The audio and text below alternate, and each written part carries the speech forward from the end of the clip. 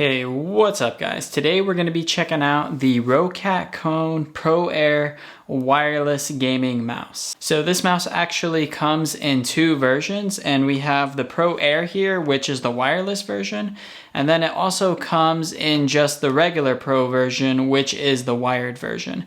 And the main difference between the two is that one is wireless and one is not, and this one is going to be a little bit heavier because the battery is built in, and it's going to be about 9 grams heavier for the wireless version. And the price difference between both of the mice is about $20, and the wireless one goes for $97 and the wired version goes for $70. So that's about a $17 difference if you want that wirelessness. But other than that, both of these mice, they're pretty much identical in most ways. So before we get started, I do have some pros and cons with this mouse, and there are some things I didn't really like about this mouse, and I'll be sharing those at the end of the video. So be sure to watch till the end to hear those things that I don't like. That way you know if you may or may not want this mouse. And with that being said, let's kick this video off by checking out what was included in the box. So in the box, you're gonna get the mouse, of course, a USB dongle, which lets you connect the mouse via USB wirelessly, a braided USB to USB-C cable, and the USB-C is gonna be nice for that quick charging time. And of course, a quick start guide for some of those basic instructions on how this mouse actually works. You may not need that because the mouse is fairly straightforward. Now, in terms of the material and some of the design decisions that were made, this mouse is made fully of a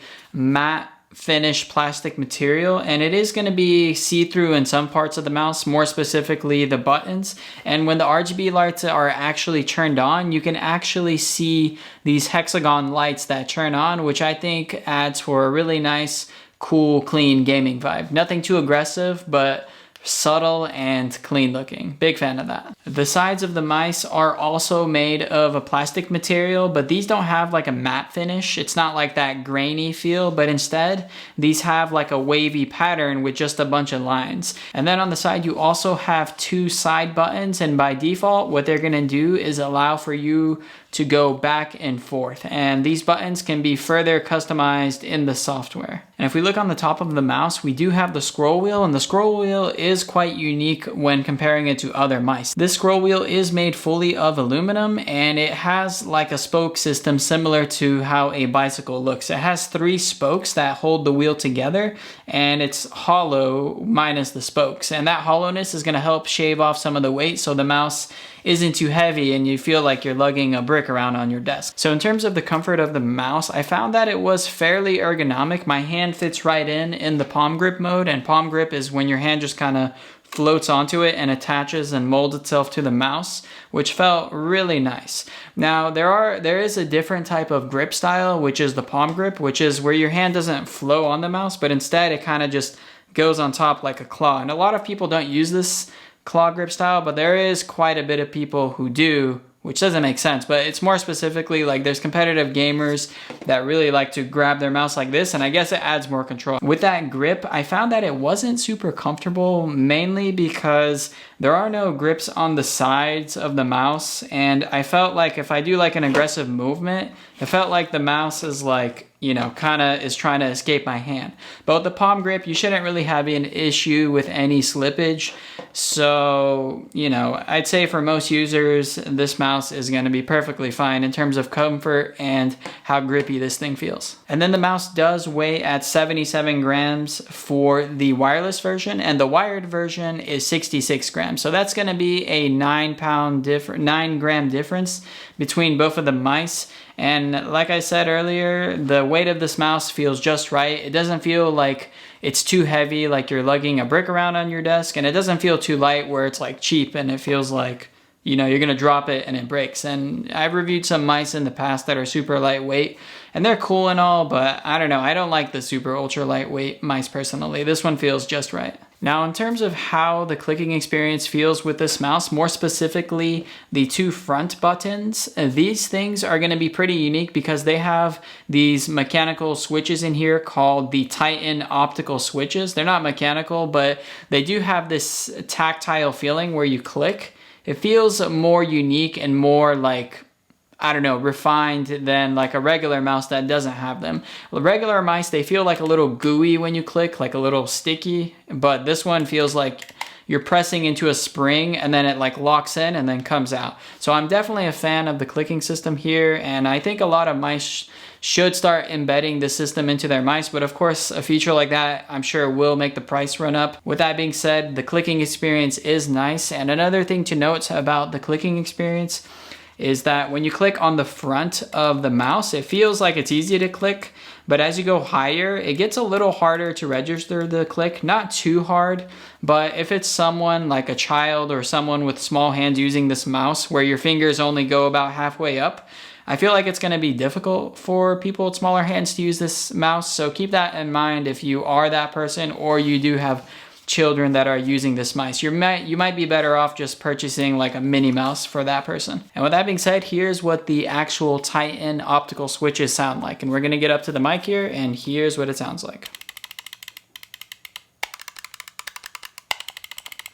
And then here's the scroll wheel. And then here's the side buttons. So not a super quiet mouse like those ultra quiet ones where you're not distracting anyone, but it is going to create a fair amount of noise. So if you need that quieter environment, this may not be the best mouse, but if the noise levels don't really matter, then this thing is going to be a really nice clicking experience. So some of the features that this mouse does have to offer is a profile switcher, and when you push it, you can change the color of the lights, and they're going to pretty much fade between different RGB colors.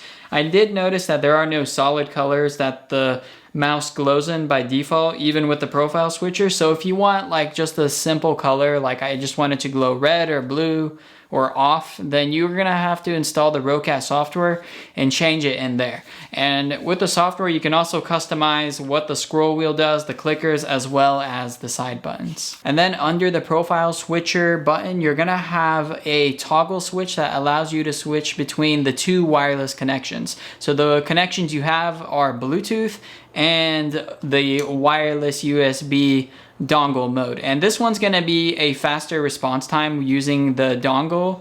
And this is going to be recommended if you're like a super competitive / pro gamer. But if you're more casual, it's okay to use Bluetooth. And the choice really is up to you. And one thing to note is that the dongle does have a little compartment where it gets stored under the mouse, so that's going to be nice so you don't lose the dongle. And then in terms of the battery life, this thing is going to last you for up to 100 hours of playtime while using the mouse on a full charge. And then when this thing is drained to zero, you have to charge it for 10 minutes to get 5 hours of use time. So if your battery dies, you know, you can quickly get back up and running thanks to that USB-C port, which is attached to the front of the mouse. And for my understanding and testing is that the only way to use this mouse with your computer is via wireless, the Bluetooth or the dongle. So you can't plug the mouse in with the wire and use it. It has to be used in one of the wireless modes. The cable is just a charger. That's all it does. So a little bit on the pros and cons of this mouse. The one thing I did not like about it was that it was a little bit on the slippery side. Even though I mentioned that the palm grip users are fine, even with a palm grip, it does feel grippy, but I noticed that I can't like grip it firmly. Otherwise, my fingers kind of start to like grip random parts of the mouse that aren't really comfortable for me. So I do wish that they made the sides maybe rubber, that way, like just a personal opinion, that way you feel like you have that full control. But other than that, there are really no issues with this mouse. Everything about it is fantastic. It does have 2 different wireless modes. It has these cool RGB lights on the front, which have these hexagon patterns. So with all that being said, if you are interested in this product, be sure to click my link down in the description below to check out more details on Amazon. And if you want to stay up to date with what's happening in the tech world, make sure you click that subscribe button and I'll keep you in the loop. Thank you for watching this video. I'll see you on the next one. Take it easy.